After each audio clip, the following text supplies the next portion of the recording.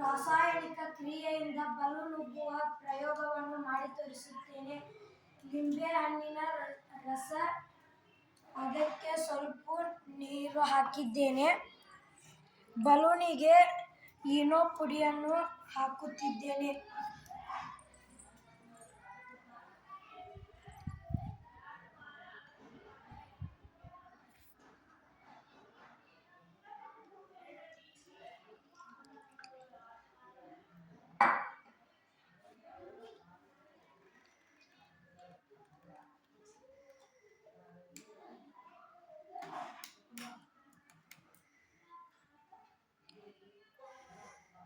ಈಗೇನು ಮಾಡ ಅಂತಿ? ನೋಡ್ರಿ, ಅದು ಬಲೂನ್ನಲ್ಲಿದ್ದಂಥ ಏನಾಯ್ತು, ಏನೋ ಪುಡಿ ನಿಂಬೆಹಣ್ಣಿನ ರಸದೊಳಗೆ ಬೆರೀತು. ಅದು ಬಲೂನ್ ಏನಾಗಂತೈತಿ ನೋಡ್ರಿ. ನೋಡ್ರಿ,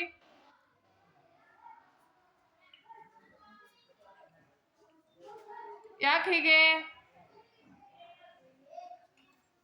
ಅಲ್ಲಿ ಏನು ಉಂಟಾತ್ಪ ಅಂತಂದ್ರೆ ರಾಸಾಯನಿಕ ಕ್ರಿಯೆ.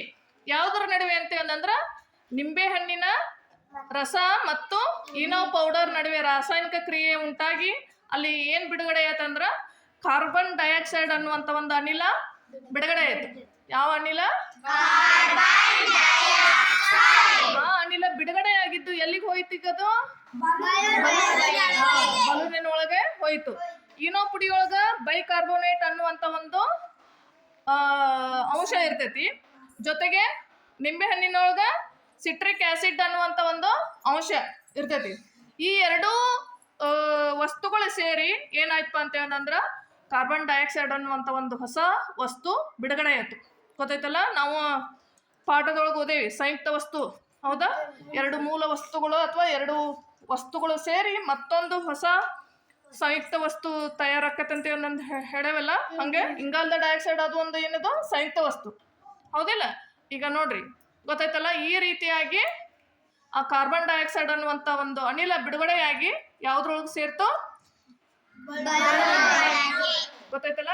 ಇದೇ ರೀತಿ ವಾತಾವರಣದೊಳಗೂ ಸಹಿತ ಏನಾಕತ್ತಂದ್ರ ಹಲವಾರು ವಸ್ತುಗಳು ಸೇರಿ ಏನಾಕಿರ್ತಾವ ಅಂದ್ರೆ ಒಂದು ಹೊಸ ವಸ್ತು ತಯಾರು ಆಕಿರ್ತೈತಿ. ರಾಸಾಯನಿಕ ಕ್ರಿಯೆಗೆ ಒಳಪಟ್ಟ ಏನಾಕತ್ತಂದ್ರ ಹೊಸ ವಸ್ತುಗಳು ತಯಾರಾಕವು. Very good. ಕ್ಲಾಪ್ಸ್ ಹಾಕ್ರಿ ಅವ್ರಿಗೆ.